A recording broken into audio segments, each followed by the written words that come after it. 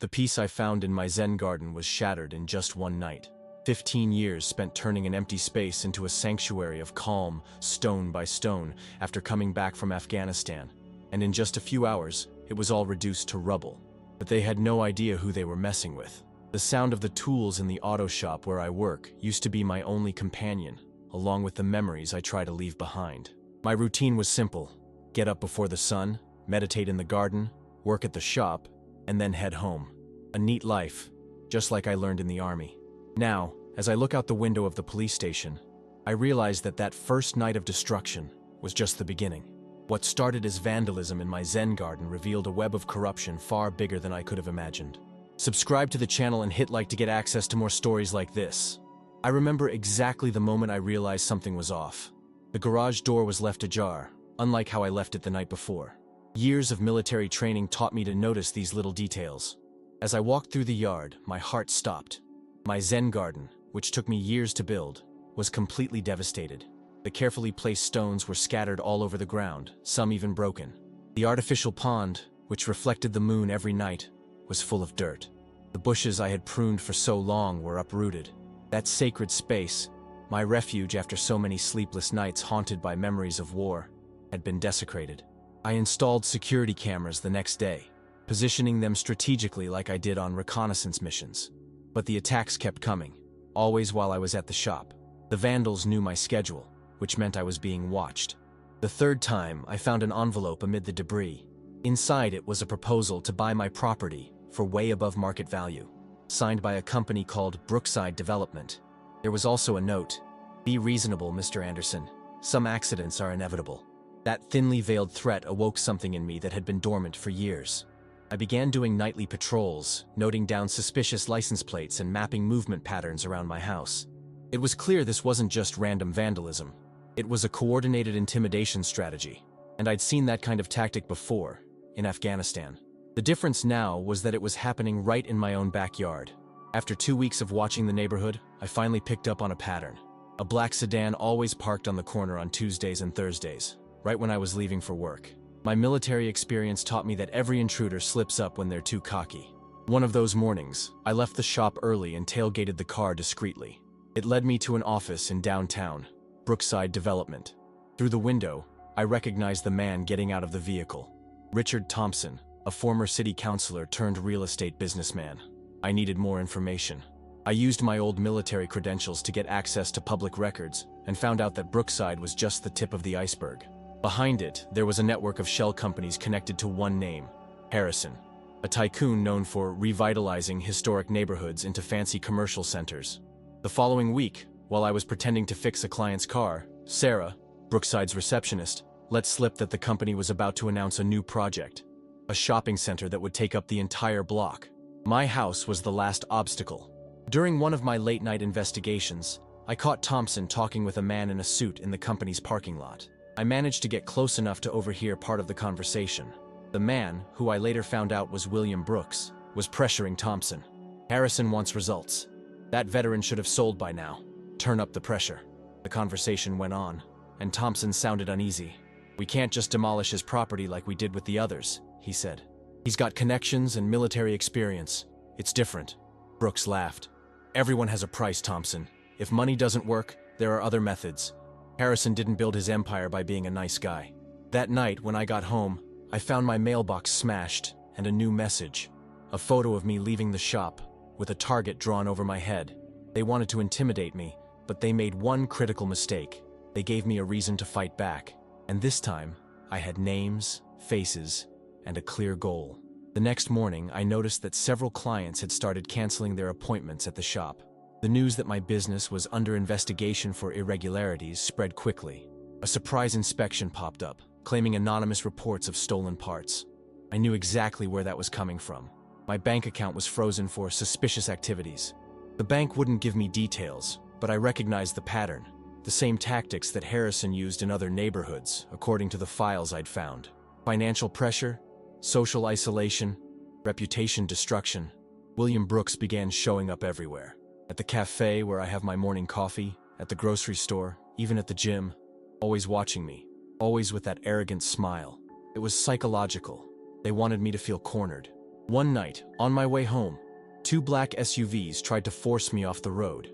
I managed to avoid a crash, thanks to the reflexes I still had from combat days. But the message was clear. Things were escalating toward physical violence. Sarah, the receptionist, started feeding me more specific info. Harrison had bought off the head of the Public Works Department, ensuring that all complaints against my shop would be investigated. I also found out he had ties with a local judge, which explained why my complaints in court were systematically ignored. The pressure ramped up when my parts suppliers began having delivery issues. One of them later confided that he was threatened with losing all his licenses if he kept supplying me. Harrison had long arms in the municipal administration. Thompson showed up at the shop one rainy afternoon. He looked nervous, different from the confident businessman I'd known from the photos. "Anderson, you need to understand, Harrison isn't someone who takes no for an answer. He's destroyed entire families for a lot less." I asked him why he was warning me. Thompson hesitated before replying. "Because you're not the first. I've seen this before. A property owner in Creek Valley refused to sell, and then had a brake failure accident the following week. That night, I set up extra cameras and beefed up security at home. My military training had never felt more useful. I turned my property into a fortress, with motion sensors and alert systems that would warn me of any intruders. The last straw came when they tried to set my shop on fire. The blaze was controlled in time, but the message on the wall left no doubt. Last chance. Detective John Parker and Officer Kevin Roberts investigated the case. But as always, the evidence was inconclusive. Sarah tipped me off that Brooks had hired people to tail me 24 hours a day. "They're planning something big," she whispered during a call.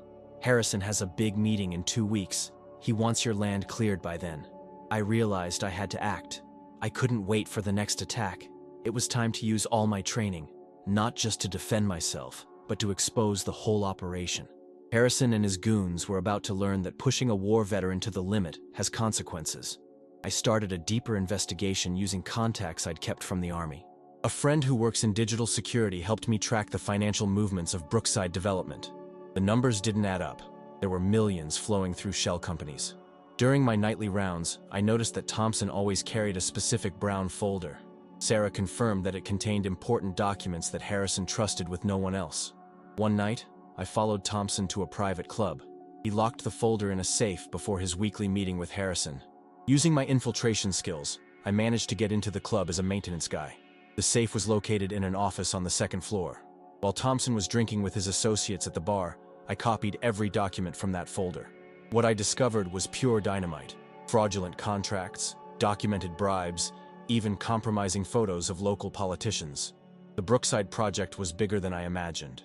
Harrison wasn't just planning a commercial center. He wanted to transform the entire historic neighborhood into a luxury complex. My house was just one piece of the puzzle. I found out that he had already evicted dozens of families in other neighborhoods, always using the same intimidation tactics. One name in the documents caught my eye: Creek Valley, the same place Thompson had mentioned, where an owner had a brake accident. Digging through police records with another military contact, I discovered that 5 owners who refused to sell their homes to Harrison had suffered suspicious accidents in the last 3 years. Sarah started sending me copies of internal emails. Harrison had not only bought off the head of Public Works, but half of the municipal council. The project was already pre-approved, just waiting for my land to be released. The bribes were disguised as donations to political campaigns and charity events. On one of my surveillance nights, I snapped photos of Brooks handing envelopes to 3 different council members at a secluded restaurant. The next day, those very council members voted in favor of a zoning change that would directly benefit Harrison's project. The final piece of the puzzle came when I discovered a pattern in the financial records. Every one of Harrison's projects began with a series of mysterious accidents that devalued the area. Fires, vandalism, even a supposed chemical leak, all orchestrated to force residents to sell their properties for cheap. Thompson began showing signs of nervousness. In recordings Sarah made at meetings, he started questioning Harrison's methods more and more. "We're going too far," he said on one occasion. Harrison responded with a veiled threat about Thompson's family. I organized all the evidence methodically, just like I used to do in my military reports. Documents, photos, recordings, everything connecting Harrison and his cronies to years of fraud and intimidation. But I knew I needed more. Harrison had bought off too many influential people in the city. I needed something big enough that no one could ignore it. That's when Sarah warned me about a special meeting scheduled for next week. Harrison planned to announce his project during a charity event, with the city's elite in attendance. It would be the perfect chance to expose everything, but also the most dangerous moment of my investigation. On the night of the charity event, I positioned myself strategically. Harrison had gathered the cream of society in the grand hall of the Riverside Hotel. Politicians, businessmen, and socialites were sipping champagne while waiting for the big reveal. Sarah gave me the exact schedule. Harrison was set to speak at 9, revealing the project blueprints in a multimedia presentation. What he didn't know was that I'd hacked the projection system with help from my digital security contact. At 8:30, Brooks noticed me at the event. I saw his face go pale when he realized I was there, dressed in a flawless suit, blending naturally with the guests. He rushed off to warn Harrison, who kept his cool, even though his eyes betrayed him. Thompson was there too, drinking more than usual. When he saw me, he knocked over his glass. I knew it was my chance. He was about to break. I approached him quietly and whispered, "I know about Creek Valley. About all of it. You can still choose to do the right thing." At 9, Harrison took the stage, his artificial smile lit up by the flashes of cameras. He began his speech about urban renewal and progress.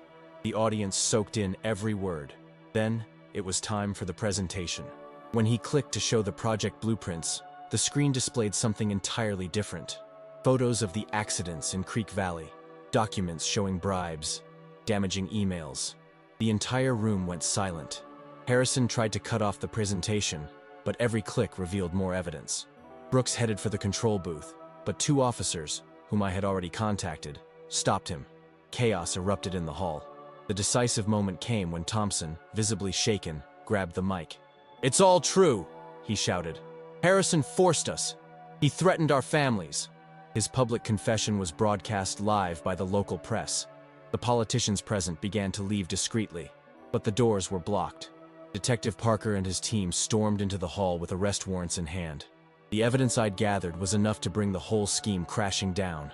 Harrison tried one last move. "You don't understand, Anderson," he said as he came closer. "I built this city. I've got judges, prosecutors." I interrupted by slamming a file of even more damning evidence on the table. "And I've got everything documented. Copies everywhere." Harrison's arrest was broadcast live. Brooks tried to escape through the back, but he was caught. Thompson fully cooperated with the authorities, providing even more evidence. The decades-long scheme began to crumble like a house of cards. Sarah testified about all the internal operations, protected by a witness protection program. In the following days, several politicians resigned. The Brookside project was completely canceled. I went home that night, exhausted, but satisfied. My Zen garden was still in ruins, but now I could rebuild it in peace. The skills I learned in the army, patience, strategy, precision, had served not just to defend myself, but to protect an entire community. As I put together the first stone of the garden, I realized that some battles are worth fighting to the very end. 6 months passed since the night that took down Harrison's empire. The city changed significantly. A federal investigation uncovered similar schemes in 3 other cities, leading to more arrests and resignations. My auto shop thrived after the truth came out. The customers who had stayed away because of the false accusations returned, and even brought others with them. I hired 2 mechanics to keep up with demand. One of them was the son of one of the families that Harrison had kicked out of Creek Valley. The Zen garden was completely restored, even lovelier than before. Some neighbors, inspired by the story, started coming by the space to meditate. On Saturdays, I even give gardening classes to local kids, teaching them about patience and persistence. Thompson's sentence was reduced thanks to his cooperation. Before serving his time, he came to apologize. "You could have just defended yourself," he said, "but you chose to fight for all of us." His wife later told me he was studying law in prison, determined to use his knowledge of the system to help other victims of real estate speculation. Sarah opened her own business ethics consultancy, using her experience to help companies spot and stop corrupt practices. Occasionally, she stops by the shop for a coffee and updates me on her cases. "You taught me that one person can make a difference," she always says. Detective Parker was promoted and set up a special task force focused on real estate crimes. He even invited me to give talks on how to spot patterns of corporate intimidation. My military experience, combined with the Harrison case, offers a unique perspective for the new investigators. Brooks was sentenced to 15 years. Harrison got 25, but his political connections meant he served his time in a low-security federal prison. Even so, a message was sent. Other developers in the region changed their tactics, opting for transparent negotiations with the community. The historic neighborhood was declared a cultural heritage site, protected against future attempts at predatory renewal. The residents formed a community council to oversee any development projects. I was elected president, even though I initially resisted the role.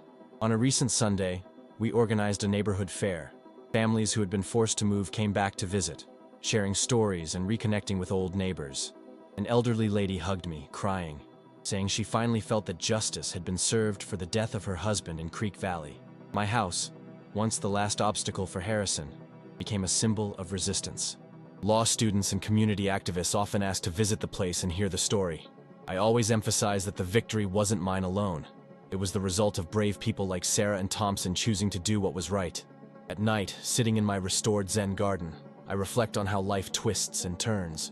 The military training I received to fight in distant lands ended up being crucial to defend my own community. The tactics I learned to survive in war zones helped me expose corruption in times of peace. The moon reflects off the artificial pond, just like before. But now, every stone in the garden tells a story of resistance. Every plant represents a victory for the community over greed. And somewhere, in the prisons where they serve their sentences, Harrison and his cronies are learning that some battles can't be won with money and intimidation. 1 year later, my story became a book.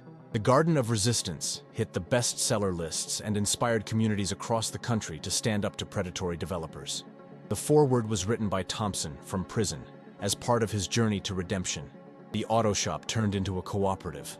I hired 3 more war veterans, offering them not just work, but a place where they could use their skills constructively.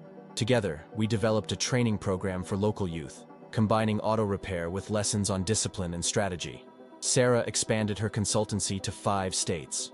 Whenever she passes through the city, she brings new cases of communities in need of guidance. We created an informal support network, connecting lawyers, investigators, and activists eager to fight schemes like Harrison's. The Zen Garden gained a new section, a memorial for the victims of Creek Valley and other neighborhoods decimated by real estate speculation. Each stone bears a name, a story, a reminder that urban development shouldn't come at the cost of human lives. Harrison tried to appeal his sentence 3 times, without success. His companies were dissolved, and the assets were used to create a compensation fund for the affected families. Brooks, surprisingly, started collaborating with the investigators, revealing similar schemes in other cities. On a quiet afternoon, while I was trimming the plants in the garden, I received an unexpected visit: Harrison's daughter. She came to apologize for her father's crimes, and to announce that she was using her inheritance to start a foundation focused on affordable housing and the preservation of historic neighborhoods. The neighborhood is thriving now. Local small businesses occupy the spaces that would have been turned into a shopping center. On Saturdays, we have a farmer's market where there used to be a parking lot. The community is stronger, more united, and more aware of its own power. My Zen garden remains open to anyone who needs a moment of peace. Sometimes, when I sit down to meditate, I remember the day I decided not to give in to pressure, a decision that not only saved my house, but an entire community. Subscribe to the channel and hit like to get access to more stories like this. 5 years passed. The Harrison case became a required study in law and urban planning courses. I'm often invited to give lectures, sharing how military skills can be adapted to protect communities. Harrison's daughter, Jennifer, transformed the old Brookside development into a sustainable urban renewal company. Her first project was to restore Creek Valley, working with the former residents to create affordable housing that preserves the local history. Thompson was released after 3 years for good behavior. He graduated in law and now works pro bono, defending communities against real estate speculation. Every month, he leads a support group for corporate execs who regret their corrupt practices and want to come clean. The Zen Garden has become a tourist spot. Guides tell its story to visitors from all over the country. But I keep reserved hours strictly for the local community, especially for veterans who, like me, find peace among the stones and flowing water. Sarah received a national award for her work in business ethics. Her consultancy trained over 1,000 professionals in responsible business practices. The Anderson method, as she calls it, teaches companies to grow while respecting the social fabric of communities. The cooperative auto shop expanded into 3 branches. Our youth training program has already graduated over 100 students. Many went on to start their own businesses, always committed to ethical practices and community service. Brooks, after serving his sentence, moved to a small town in the interior. Occasionally, he sends letters, sharing how he's helping rural communities resist land speculators. His experience on the wrong side of the law now serves the common good. One recent morning, as I was watering the garden plants, I found an old photo of the house from before the demolition attempt. I realized how much had changed. Not just the garden, but the entire meaning of the place. What once was my personal refuge had become a symbol of community resistance. The fight against Harrison didn't end with his arrest. It lives on in every community that learns to defend itself, in every entrepreneur who chooses ethics over profit, in every garden that resists the concrete. As I always tell visitors, sometimes the greatest act of war is keeping the peace. Subscribe to the channel and hit like to get access to more stories like this. 5 years later, the Harrison case became a mandatory subject in law and urban planning schools. I'm frequently invited to speak about how military know-how can be adapted to protect communities. Harrison's daughter, Jennifer, transformed the old Brookside development into a sustainable urban renewal company. Her first project was to restore Creek Valley, working with the former residents to create affordable housing while preserving local history. Thompson was released after 3 years for good behavior. He graduated in law and now works pro bono, fighting for communities against real estate speculation. Every month, he guides a support group for executives who regret their corrupt practices and want to speak out. The Zen Garden turned into a tourist spot. Guides recount its story to visitors from all over the country. Still, I reserve certain hours exclusively for the local community, especially for veterans like me who find calm among the stones and flowing water. Sarah received a national award for her work in business ethics. Her consultancy has trained over 1,000 professionals in responsible business practices. The Anderson method, as she calls it, teaches companies to grow while preserving the community's social fabric. The cooperative auto shop expanded to 3 locations. Our training program for kids has already graduated over 100 students. Many went on to start their own businesses, always keeping their promise to ethics and community service.